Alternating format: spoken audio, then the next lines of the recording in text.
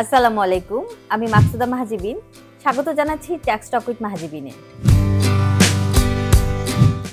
আজ আমি আপনাদেরকে ভ্যাট এবং ট্যাক্স সম্পর্কে খুব সহজভাবে বুঝিয়ে বলবো। অনেকে ভ্যাট এবং ট্যাক্সকে এক মনে করেন, কিন্তু এগুলো এক জিনিস না, একদম আলাদা দুটি বিষয়।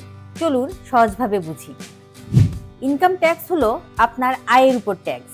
আপনি চাকরি, ব্যবসা বা অন্য কোনো উৎস থেকে আয় করলে তার উপরে ট্যাক্স দিতে হয়। ধরুন আপনার মাসিক ইনকাম 30,000 টাকা। বছর শেষে আপনার মোট আয়ের উপর সরকারকে ট্যাক্স দিতে হবে। সহজভাবে বলতে গেলে আয় করলে ইনকাম ট্যাক্স।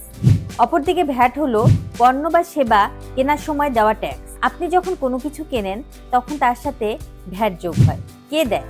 ইনকাম ট্যাক্স দেয় যে আয় করে সেই ব্যক্তি, আর ভ্যাট দেয় চূড়ান্ত ভোক্তা অর্থাৎ কনজিউমার। কিভাবে আদায় করা হয়? ইনকাম ট্যাক্স বছরে একবার আদায় করা হয়, কিন্তু ভ্যাট যতবারই আপনি পণ্য ক্রয় করেন তখনই ভ্যাটটা আদায় করা হয়। শুধুমাত্র সময় এবং পদ্ধতিটা আলাদা। অনেকে মনে করেন ব্যবসায়ীরা তাদের নিজের পকেট থেকে ভ্যাট দেয়। আসলে কি তাই? চলুন সত্যটা জানি। ভ্যাট আসলে কে দেয়? ব্যবসায়ী সরাসরি ভ্যাট দেয় না। ব্যবসায়ী শুধুমাত্র ক্রেতার কাছ থেকে ভ্যাট সংগ্রহ করে।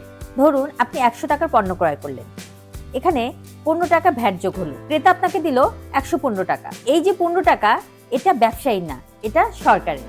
কখন ভ্যাট দিতে হবে?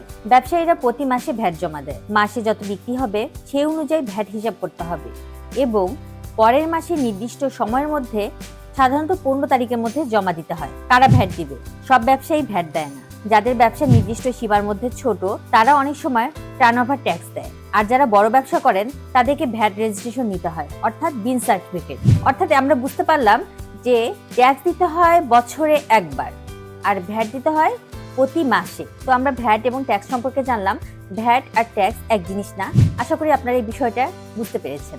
ভিডিওটা ভালো লাগলে লাইক, কমেন্ট এন্ড শেয়ার করবেন। দেখা হচ্ছে পরবর্তীতে নতুন কোনো ভিডিওতে। আল্লাহ হাফেজ।